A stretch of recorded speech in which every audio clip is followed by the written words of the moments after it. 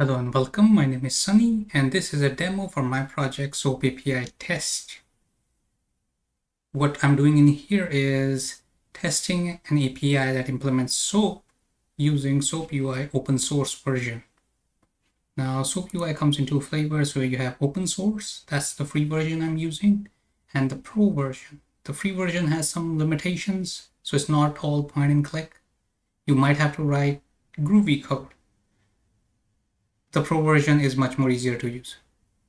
But both support a lot of features, such as you can import XML bean classes, .NET artifacts, Apache CXF, and so on. SOAP is essentially an HTTP client, a lot like Postman. SOAP stands for Simple Object Access Protocol.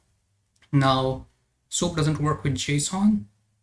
It mostly works with XML. And if you create a project in SOAP UI, here I will show you new SOAP project, you can specify something called a WSDL.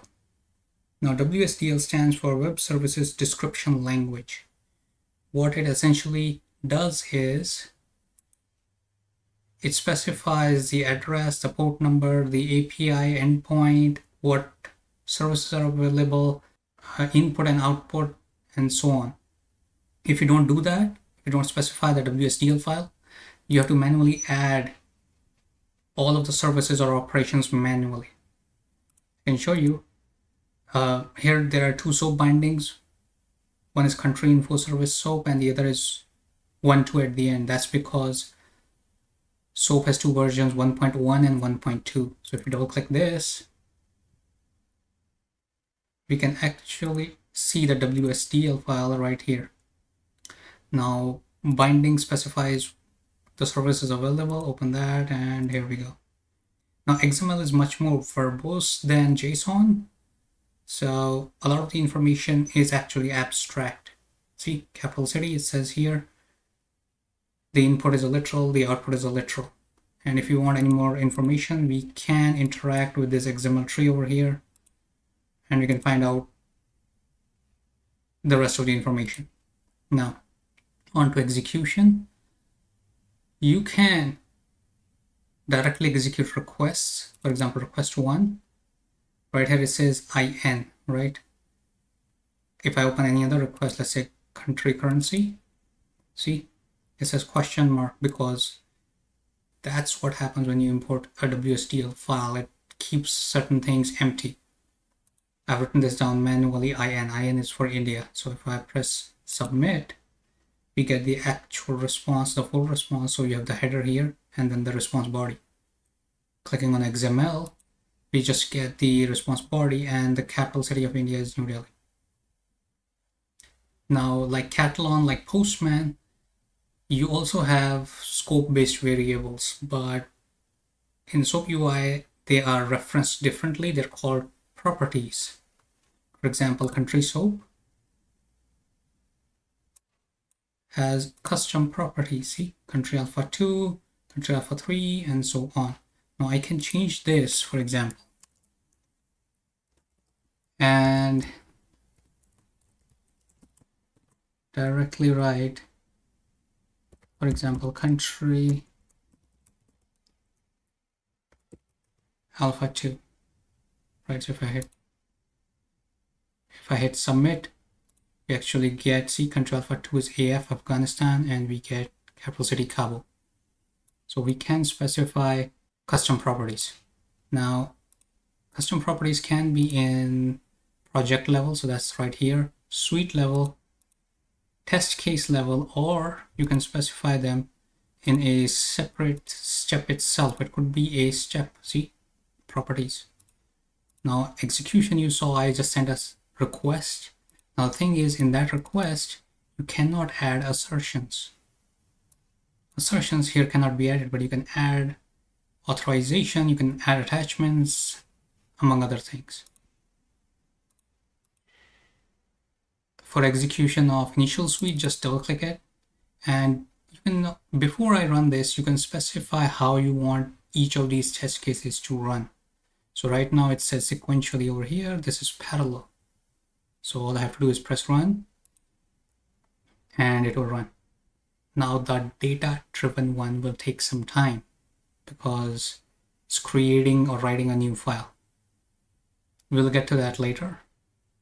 In each of the test cases, you can specify, you saw this, load test and security test as well. I might clip this section or fast forward it so that the video remains short and I'm not wasting your time.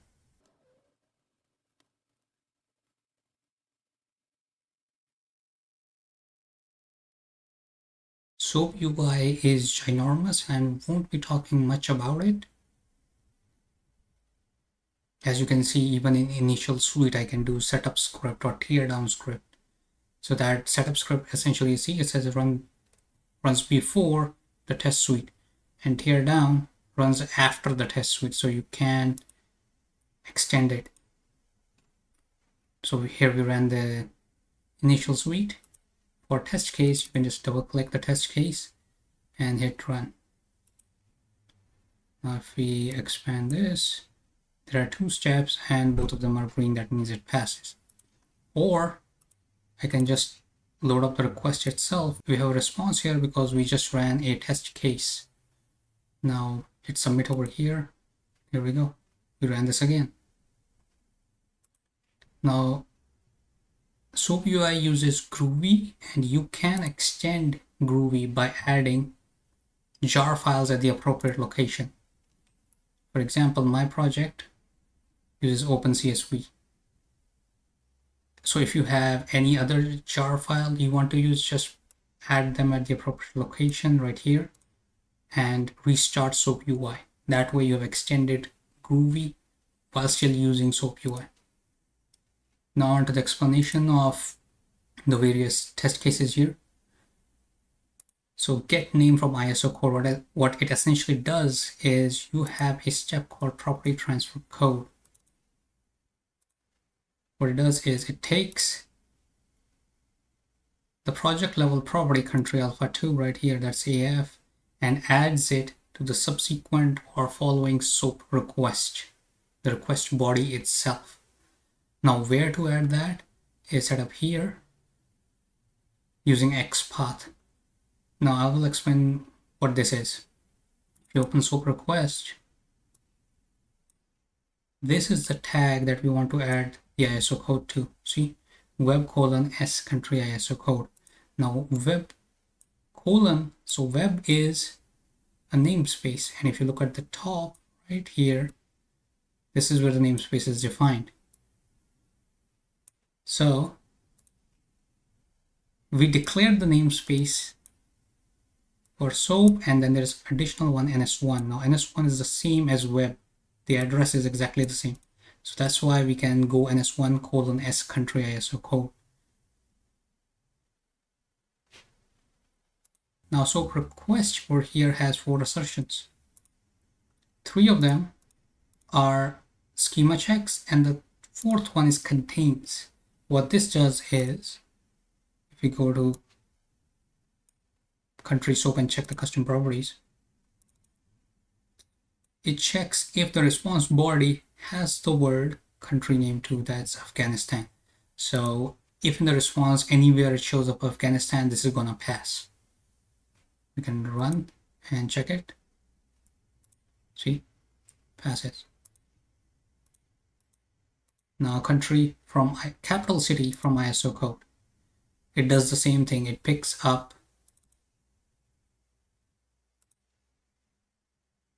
the property country alpha3 and adds it to the SOAP request. Now SOAP request has an assertion XPath. Now how XPath functions is similar to property transfer code, the XPath that we mentioned there. So what we will do is, let me run this so that you can see the actual code, because we will be using this. Here it is, see, m:capital city result, and m is defined here. This is the namespace. So the XPath would be identical. See, we declare the namespaces. ns1 is namespace that was defined here as m, and we just simply said ns1 capital city result. But we also specified the expected value that it should be Cairo. Now here you can either manually type it in, like I have done, or you can specify it as a property of either the test case, the initial suite, or the project level property. It will work either way. Now, complex test case property. So essentially what happens here is we have a property step. Now initially this is empty. There should be no value here, but we ran it, that's why it's showing up as with value. So property transfer code, what it does is it has 3 transfers named here. So the first one is it takes country alpha 3, that's EGY, sends it to the SOAP request immediately following it. The next property transfer, you can open this and showcase it to you, takes the response, see, property response from the earlier SOAP request, takes the value from that and moves it to the property step right here as the value for the property country name. Now this is repeated again for get capital, so that's why the properties step here has the values as it's mentioned here. And finally it goes into full info. Now full info requires an ISO code, so here again, see, it takes EGY country alpha 3 and adds it to the SOAP request. Now SOAP request here again has assertions. Now remember earlier I said you can match XPath with properties. These two have it with properties instead of directly writing it. So it picks up the properties step instead of going for global and picks up the country name. The same here goes for country capital, it matches that. So if we execute this, both of the assertions pass. Now we check complex test case data driven. So notice that the SOAP requests are disabled. So the test case, complex test case data driven, has only 2 steps. 2 valid steps that will be executed, and that's properties and Groovy script. Properties is essentially a list now. So it mentions the resources folder, the country list file, my custom file, that's no ISO countries. These are the list of countries that don't generate an ISO code. So it just mentions null. And this is the output file, full country ISO. And now here we're importing, look, OpenCSV. So we can extend Groovy within SOAP UI. Now here are defined 5 methods. Now these 5 methods, instead of writing here, I could have added a separate Groovy script, but then it becomes a separate object and you would have to do something along the lines of testrunner.testcase.teststeps current steps -1.run. So that will execute the previous Groovy script, but to add values, then it would have to be added to the properties step over here, or test case would have custom properties and I didn't want to use that. The other method of adding these would have been I put them in a separate file, compile them into a jar, and edit them where OpenCSV is. That way it would be available, but it would be available to every single project in SOAP UI. I didn't want that. That's why they're here. Now what this does is it dynamically loads up, see, the country file as an actual file and the no ISO code file that we had as a string array. And it opens up the writer by adding the headers first. Then it goes through the country file line by line, checks whether the names are in the no ISO code or not. If it is, it does a return. Now return here works in the same manner as continue in a for block. So simply put, if there is a country name that's in the no ISO code, it will skip this entire section and then we will take the next line. That's how it runs. Now here, run SOAP step, it will execute the disabled SOAP requests here. And we are specifying, look, and we are specifying the XPath. And now since we did not declare a namespace, we have to specify the path properly. So that's why it's web:country ISO code, and we also specified the value for that particular tag. It's right here, run SOAP step. So here we get the SOAP step. See, test runner, test caser, test steps, request name. Then we get the property value of the request. So we actually got the request here, but think of it like a copy. Now this is kind of like a parser here, XML holder. For example, in JSON, in Catalan, we were using JSON slurper. In SOAP UI, it is XML holder. So now SOAP XML, now we can access node values and set node values here. So see, set node value, node path, we specified the path with the value. Then we get the XML here. So we did SOAP name dot set property value to XML request. And here we set the context for running before running the request. If you don't set the context, it will pick up the context of this Groovy script. We don't want that. See, it says your script is invoked with log, context, and test runner. So the script itself has access to these values, but the SOAP request might not. That's why WSDL test run context is defined here, and then the SOAP request is executed. After it's executed, we do get single res value, that's get single result value, and that basically follows the same format as the run SOAP step, except we are not setting a value, we are getting a value. We get the value for the ISO code here. Same goes for capital. See, SOAP request get capital.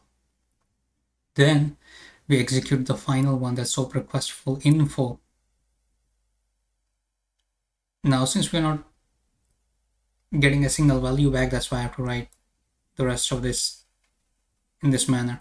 So we get the XML format over here. And now we are checking if the capital city is equal to what the value we had from the previous SOAP request get capital. If it is, then we create an array list and add the appropriate values inside, which then gets converted into a string array, and then CSV writer writes that as a line in the CSV file, basically appends it. This has to be done in a try catch block, and finally the writer is closed off. Now if we execute this, it will create a file something like this. See, we specified the headers here, ISO code name capital city first. So we have the headers and then the rest of the information. And for these, the value was null. So that's why the CSV writer just kept them empty.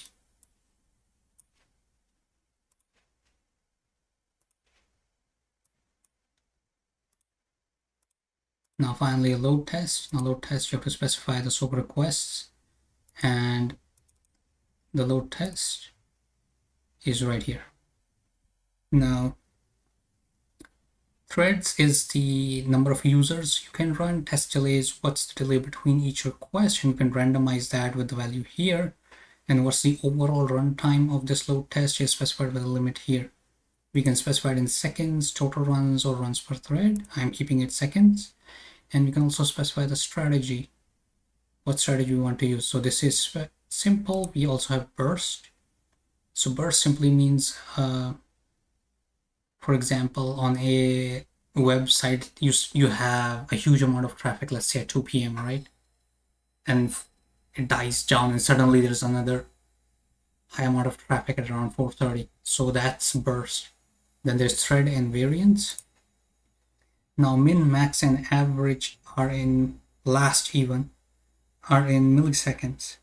Min is the minimum time for the load step, max is the maximum time, average is, well, the average time. Last is time for final load step in the test.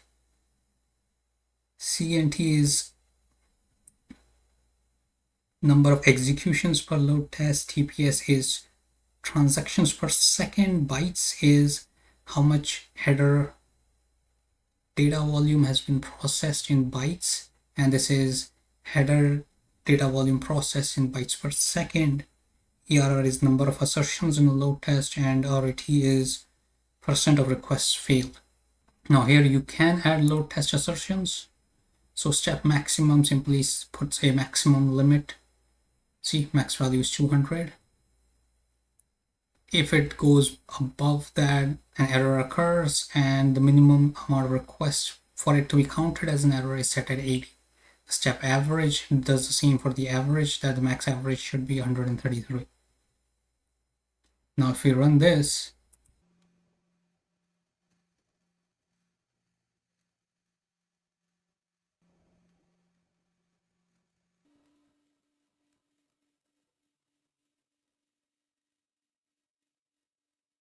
now generally speaking, load tests should take place on the same system the server is on, and not with something that's disconnected from it, because you might get different values every single time. And that's what's happening here. As you can see, the last time I ran it, the average was easily shooting above 133. So that's why the average is here 133, and the same for max value, that only 2 of them were skipping or going above 200, but not the ones like full info and get ISO. No, it was, I think, get capital at the time and get ISO. You can also see statistics graphs for these, and you can specify which we would like to see and what the resolution should be. So for example, total here, it specifies everything: thread count, average error count.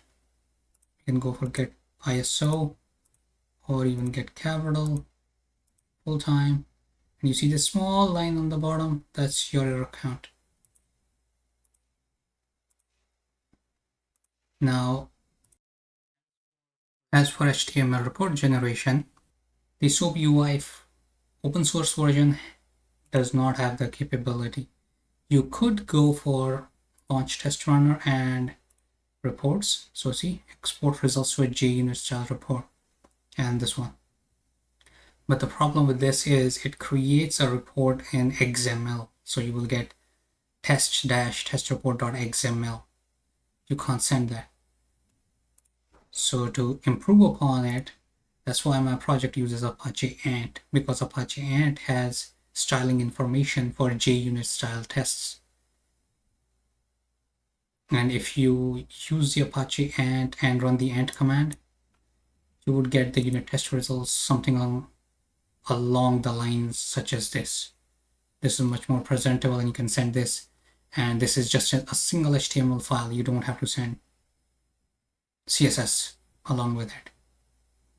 Well, that's about my project. Thank you and have a good day. Bye.